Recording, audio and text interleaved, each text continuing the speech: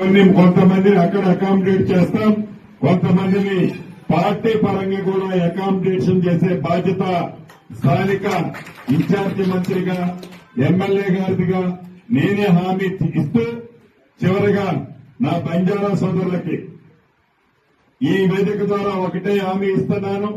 మీ సంఘానికి సంబంధించి 2 కోట్ల రూపాయలని గౌరవ ముఖ్యమంత్రి గారి ఆమోదింపజేసి మీ భవన కట్టడానికి 2 కోట్ల రూపాయలు శాంక్షన్ చేపిస్తాయి. ఈ ఎలక్షన్ అనుకుంటున్నాయని